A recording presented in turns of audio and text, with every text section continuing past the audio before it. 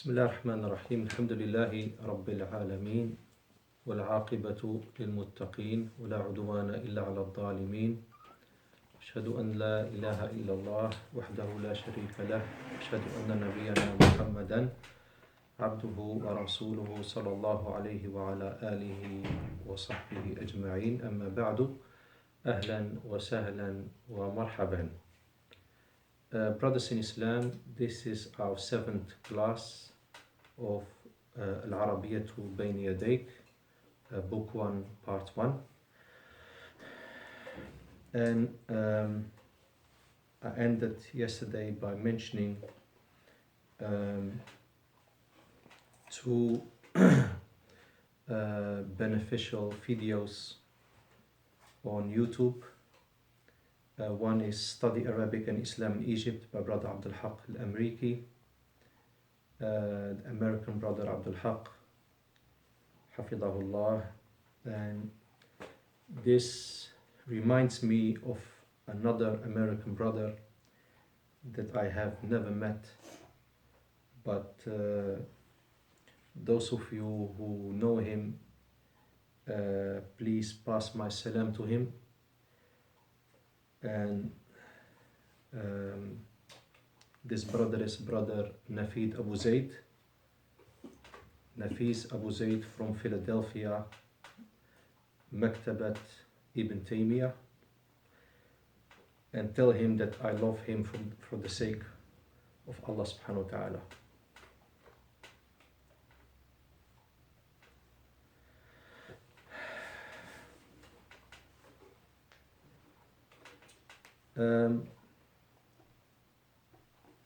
The second video is Places to Study Islamic Knowledge by Khalid Green. I would like to continue inshallah, but this time in another part of the globe. I'm talking about my personal experience. I found in my travel to Malaysia and Indonesia, I found many institutes, many marakis, especially in Indonesia. So after visiting a few places in Malaysia like Gombak and Perak and Kedah and Penang and Perlis, what is for me probably the most suitable and beautiful place that I advise to live in Malaysia, Perlis. Very beautiful and nice and calm. And after visiting Kelantan and some other places in Malaysia, I went to Indonesia. So I visited a lot of institutes there that teaches the Arabic language and the Islamic sciences, whether in Sumatra and Java and Kalimantan and Sulawesi and Lombok. So after visiting these different islands, I want to say that in some of them, my brothers in Islam, I have seen a huge ihtimam, a huge focus upon the Arabic language. Like in the Ma'had, the institute that I have visited, it's called Ma'hadul Irshad. Ma'hadul Irshad, what is located on the road, a small place on the road between Solo and Semarang in mid-Java approximately, in a place called Salatiga. And the closest city to this Ma'had that is in the countryside is Salatiga. So when I went there to the institute that has about 1,000 male students, only male students.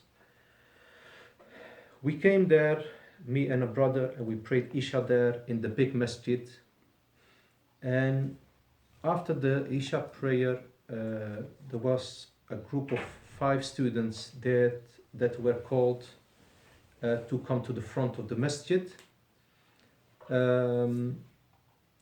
So they were brought together, all these five brothers, and these 5 brothers, they were punished in front of all the students. Like I mentioned, we have there are about 1,000 students there in Mahad al-Irshad, and these 5 students, they were brought to the front of the masjid, and they were encircled by loads of students, and they were punished for what, my brothers in Islam? What have they done? Have they stolen something? Have they hit somebody, some fellow student? All of that, no. The reason for the punishment, the humiliating punishment, is that they were caught speaking non-Arabic to each other. And this was not even in the school. They were caught somewhere in their rooms, and the information went to the head of the school, and they really have learned their lesson. So they had to do push-ups in front of hundreds and hundreds of students, because they were speaking non-Arabic against each other, subhanallah. And definitely, inshallah, they have learned their lesson. So Mahad al-Irshad is one of those institutes where the focus is very big upon the Arabic language. And when I visited the place, they had about 3 Arabic teachers who came from abroad, from Saudi Arabia, 3 qualified Saudi teachers that used to teach them, next to the Indonesian teachers that are graduates from, for example, the Islamic University of Medina, like the head of the school, Ustadh Nafi', may Allah protect him. So definitely it was very beautiful to see that, and I was really amazed by this institute, as well as another institute I visited in Indonesia, and I want to share this with you. It's Ma'had al-Sunnah institution, a Sunnah in the island Lombok, in the east of Indonesia. And this institute, Ma'had al-Sunnah, is located in the east of Lombok. It was really a great experience as well to be there. And one of the things that happened there is that the Ustadh Mizan, who's a teacher there, he's a graduate from the Islamic University of Medina, he asked me to give a small lecture about any topic. So I talked about the benefit of the Arabic language, encouraging them to learn the Arabic language. And this was in Ma'had al-Sunnah, and they have a huge masjid called Masjid al-Fawzan. So I really was amazed by something I've never seen in my life. I've never seen so many people coming actually for a lecture, and this is on a weekly basis. The attendees were about 6,000 people. Talk about 3 zeros, my brothers in Islam. 6,000 people attended the lesson. Not only the masjid was full, but there was like a wave of people. He took me outside after the class. He took me to the window of the masjid and he said, "Look." And I don't know what I saw. It was just black of niqab and so many, subhanallah, so many attendees from the villages nearby. And this is not surprising if you know that the da'wah of Ahl Sunnah is very strong in East Lombok, and they have scholars that have visited them in the Markaz, Sheikh Abdul al-Abbad and Sheikh Suleiman Ruhaili as well, as far as I know, and many others have visited them in the Markaz. It's subhanAllah. I've never seen this in my life, not even in some Middle East countries, to be honest. This is something very special now. And subhanAllah, these 6,000 people that attended the class, they come on a weekly basis. So don't think that they came for something special. On a weekly basis, in the weekly class, we have about 6,000 people that come to the weekly lectures. So the da'wah was very strong there, and both institutes, they have some videos on the YouTube for those who are interested. After those two, there are also other Islamic institutes I visited and was amazed by, like Ma'had Ibn Baz, Institute Ibn Baz, and also they call a Ma'had in Indonesia is called Pesantren or Pondok.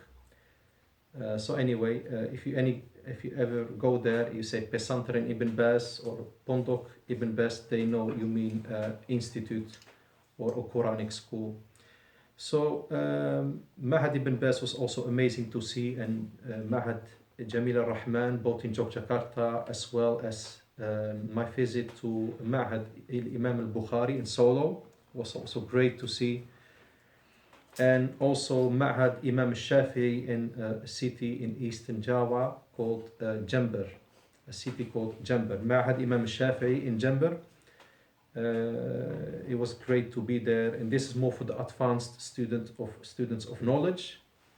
They are taught there by students who have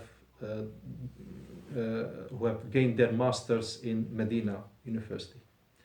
Also Ma'had al-Furqan in Gresik, and the Ma'had of Muhammad ibn Saud, the Muhammad ibn Saud Islamic University affiliate in Jakarta. There is affiliate of the famous Muhammad ibn Saud Islamic University, what is actually located in Riyadh, Saudi Arabia.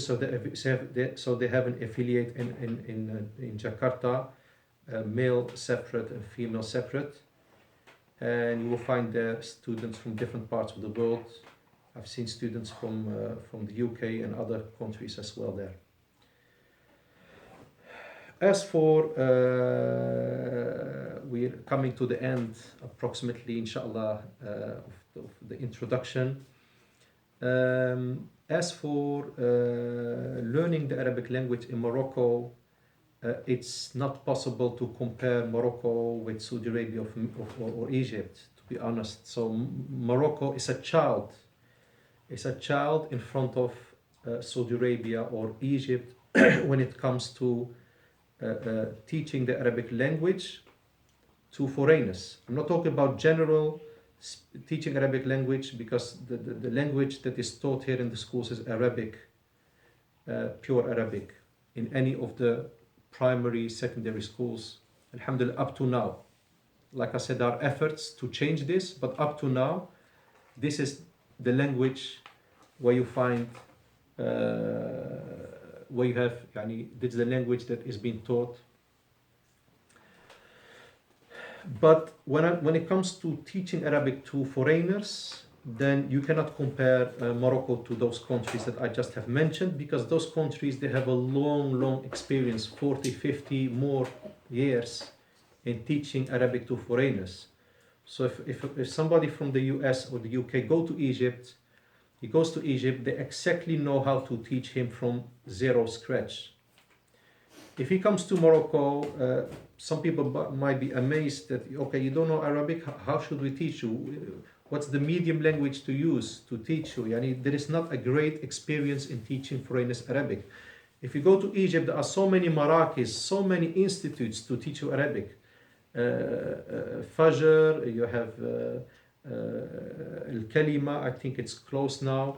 You have other institutes as well.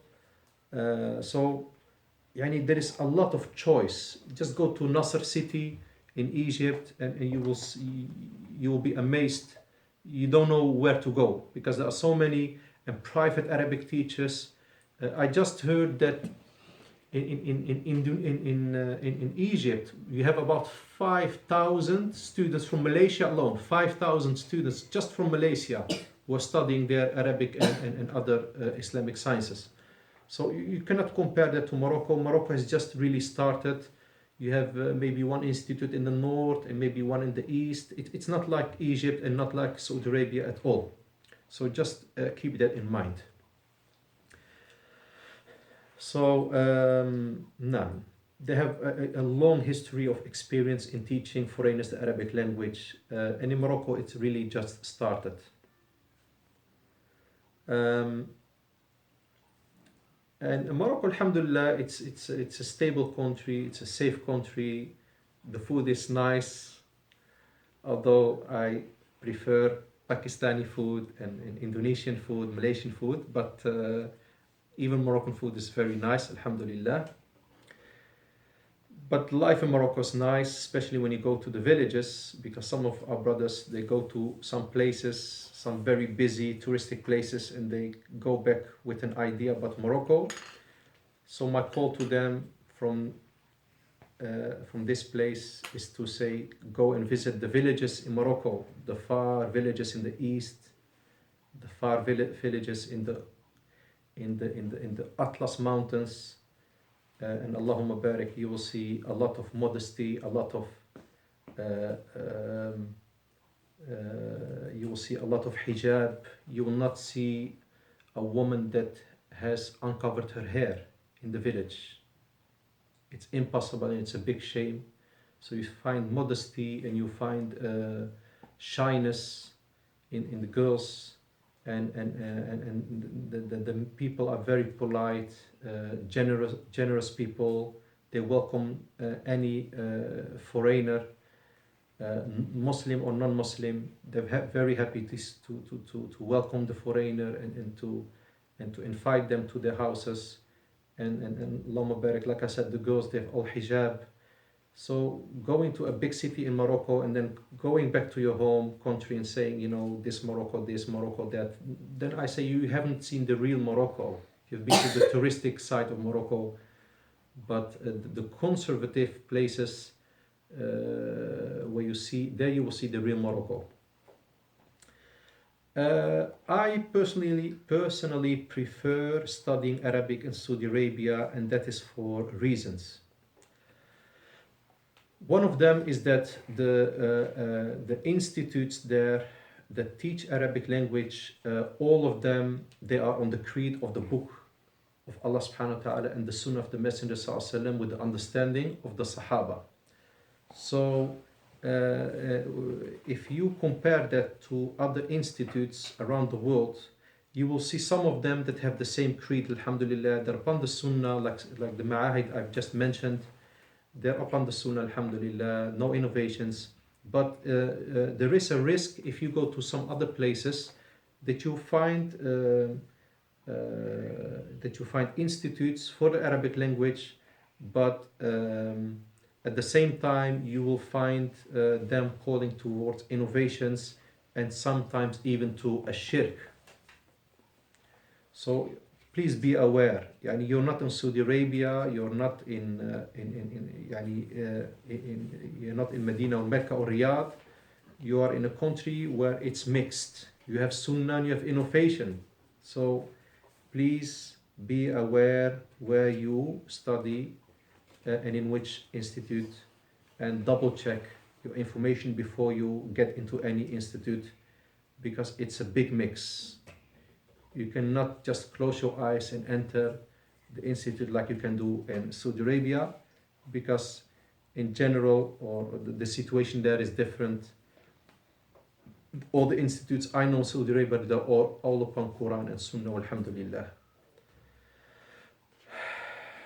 But that doesn't mean, like I said, I just want to emphasize that the Sunnah and the knowledge and the scholars are only Saudi Arabia. It's not like that. But outside Saudi Arabia, it's a big mix. It's a big mix. You find Sunnah and you find Bid'ah. You find Tawheed and you find Shirk. Now,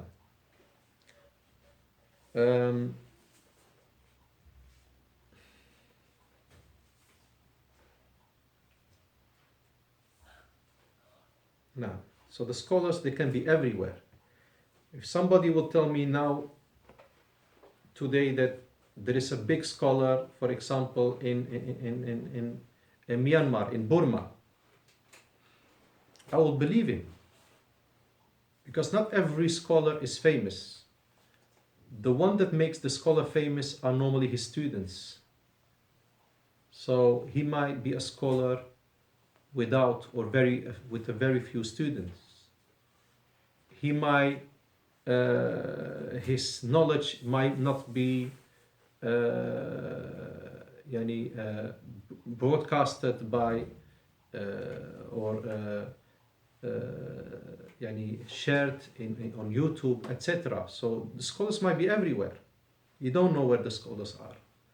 Don't put the scholar in a certain country. That's not right. That's a sign of ignorance.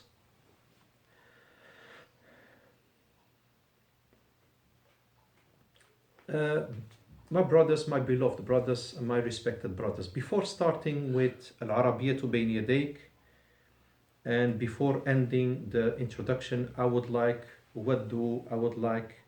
to end this lesson with two atharain, with two statements from two great imams. They show that learning the Arabic language is a mean and a way towards something else. It's a mean and it's not a goal. Learning Arabic language is a mean towards something more important. It's not a goal itself. It's not something where you stop. It's something that brings you to something else. So it takes you towards something else more important than that is studying the Islam in the Arabic language. قال الإمام الحافظ ابن رجب رحمه الله, the great Imam الحافظ ibn Rajab رحمه الله, and he lived in the time of Shaykh al-Islam ibn Taymiyyah, and Ibn Rajab was a great scholar of Islam. He said in his book فضل علم السلف على علم الخلف, he said in his book with the title, the precedence or the virtue of the knowledge of the Salaf on the knowledge of the Khalaf. And the virtue of the knowledge of the Salaf, the pious predecessors, over the knowledge of the Khalaf, and the Khalaf are those who came after them. The Khalaf are the people that live with you in your time. I'm very amazed. I like this title. Ibn Rajab, he lived in the time of Shaykh al-Islam ibn Taymiyyah, and he lived in the time of Imam al-Dahabi, and he lived in the time of Imam Ibn Kathir. They were all people in his time. But although he used to live with huge scholars, he still wrote this title, that the precedence and the virtue of the knowledge of those before him, not his time, but the time of the first, second, third generation after Prophet ﷺ, is better and more virtuous than the knowledge of his day. Although in his day you had great scholars that you cannot find in this day in the world. So it shows us that we always have to go back to the first three generations. He said in his book, in page 24, he said, وَكَذَلِكَ التَّوَسُّعُ, and likewise going too deep and too much in detail, في علم العربية, in the science of the Arabic language, لغة, whether it's linguistically, ونحوا, or grammatically, هو مما يشغل عن العلم الأهم. It's from the things that keeps you busy from what is more important. والوقوف معه, and stranding with going too deep into the Arabic language, stranding there, it will prevent you from beneficial knowledge. He said, وكذلك كره أحمد التوسع في معرفة اللغة العربية. Ibn Rajab rahimahullah said, likewise Imam Ahmad rahimahullah, he used to dislike, kariha, he used to dislike going too deep and to expand too much in the science of the Arabic language. وغريبها, and its unusual, uncommon issues of the Arabic language. So going too deep in those things, in some words, in some details, diving too deep in these Arabic issues and unusual cases of the Arabic language, he used to dislike doing that. وأنكر على أبي عبيد توسعه في ذلك. And he criticized, Imam Ahmad criticized Abu Ubaid, a great scholar, Abu Ubaid al-Qasim ibn Salam. He criticized him because he went too deep into the Arabic language. And Imam Ahmad said, هو يشغل عما هو أهم منه. It keeps you busy from what is more important than it, more important than the Arabic language, meaning the Islamic sciences. And Abu Ubaid al-Qasim ibn Salam, who was criticized for doing that by Imam Ahmad, he himself is a great scholar in the Arabic language, in the fiqh, and in the hadith of the Messenger sallallahu alaihi wasallam. He had all these sciences, he controlled them all, he mastered all of them. He was such a big scholar, al-Qasim ibn Salam, Abu Ubaid al-Qasim ibn Salam, he was such a big scholar that Ishaq ibn Rahawayh, Ishaq ibn Rahawayh, he was the Shaykh of Imam al-Bukhari. He was the Shaykh and he was the teacher of Imam al-Bukhari. So you know what kind of mountain and caliber we're talking about. Ishaq ibn Rahawayh, he said, rahimahullah, he said, يُحِبُّ اللَّهُ الْحَقِّ. Allah loves the truth. Abu Ubaid أَعْلَمُ minni. Abu Ubaid has more knowledge than me. Why was the Ishaq ibn Rahawayh was the teacher of Imam Bukhari. Abu Ubaid has more knowledge than me. وَمِنْ Ahmad, and more knowledge than Ahmad ibn Hanbal. وَمُحَمَّد ibn Idris al-Shafi'i, and he has more knowledge than Imam al-Shafi'i.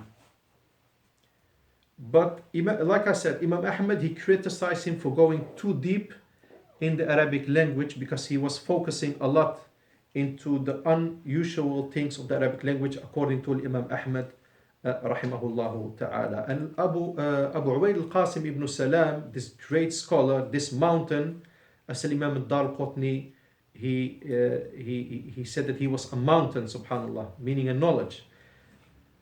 He was born, and just to show you that not all the scholars are Arabs, he was born in a city called Herat in the nowadays Afghanistan in the year 157 of Al-Hijrah, what is not very far from the time of the Messenger sallallahu alaihi wasallam.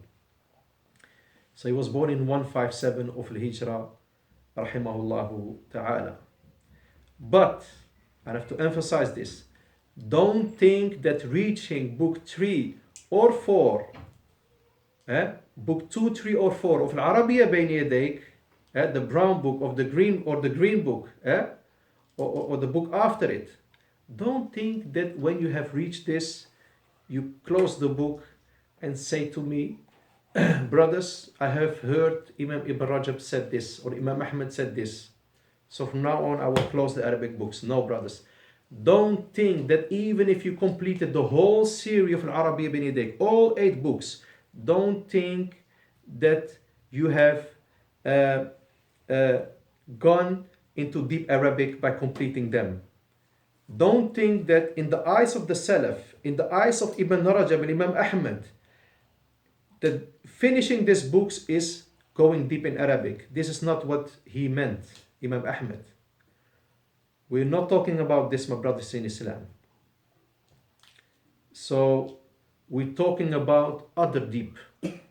We spoke about Alfiya bin Malik.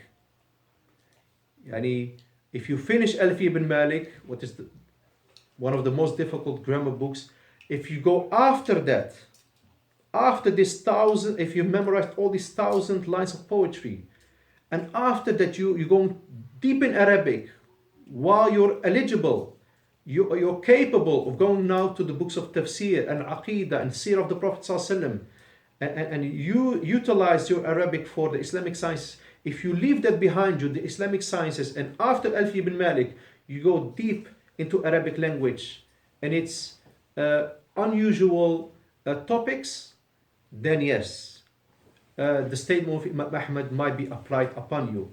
But now, the whole seerah of Arabiyyah bin Yadayk, this is not mentioned by the Salaf. This is not mentioned by the Salaf as going too deep. But I just wanted to share that with you. So inshallah, you might inshallah change your mind if you was going too deep, or you intended to go too deep after the series of Arabiyyah bin Yadayk into the Arabic language. So there are some brothers who are willing to go too deep into the grammar and morphology that they have forgotten or didn't know that the science of Arabic language should be a bridge. We are now inshallah building a bridge. We together are going to build a bridge inshallah. The Arabic science of Arabic language, Al-Lughatul Arabi, it's a bridge that takes you to the other side of the river. And that is the field of the science of Aqidah, Tawheed, Tafsir, of the Quran, the science of the explanation of Hadith, all in the Arabic language. Inshallah, hopefully you will study all of that in the Arabic language. So learning the Arabic language is a bridge towards there. Stranding and not continuing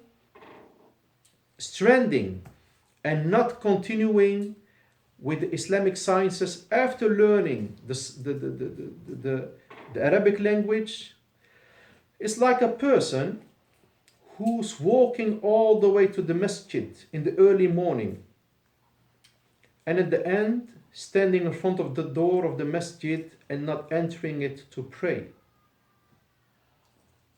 It's like making wudu in a cold morning just for the wudu and not to pray with that wudu that you have made in the cold morning. So you're making a huge effort, and at the end you're doing nothing. You have not crossed the bridge. You've stranded in the middle of the bridge, and you have not completed your goal by utilizing your Arabic language in learning the Islamic sciences. Now, so the Arabic language is something, when you learn it, you're not stopping at it, but you continue by using it to learn the book of Allah and the Sunnah of the Messenger sallallahu alaihi wasallam. And I will finish this by a statement of Imam Shafi'i rahimahullah ta'ala. He said, "Ma aradtu biha